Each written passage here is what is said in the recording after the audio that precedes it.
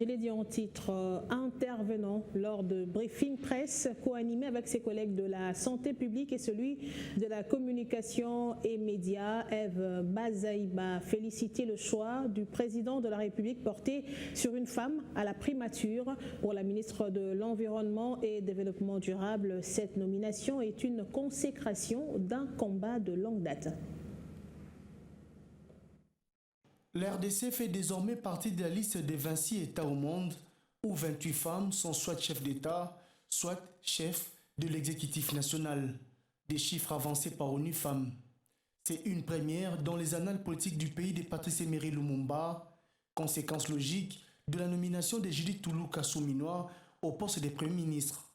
Des précisions apportées par Eve Bazaïba au cours du briefing presse spécial sur la masculinité positive. Depuis l'avènement de Félix Tshisekedi à la présidence de l'RDC, la courbe continue à grimper, des chiffres qui vont de 10% à 28% entre 2018 et premier trimestre 2024.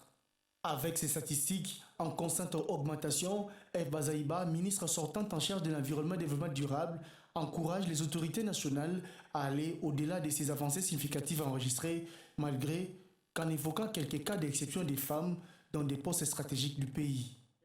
Elle confirme alors que tous ces efforts démontrent réellement la masculinité positive du chef de l'État, Félix Tshisekedi.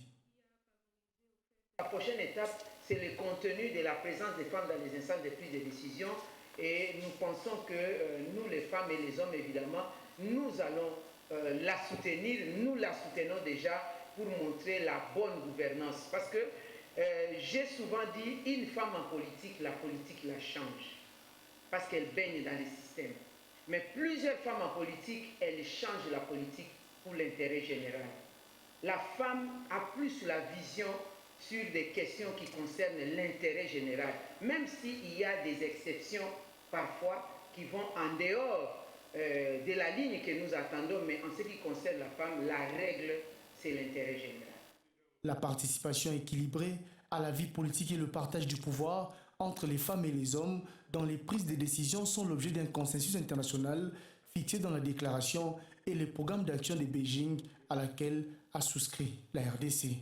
Avec une telle femme Premier ministre, nous pensons que nous pouvons déjà nous applaudir pour atteindre ne plus que la moitié des objectifs de développement durable d'ici 2030, parce que les changements, il y en aura effectivement en matière de gouvernance de la chose publique.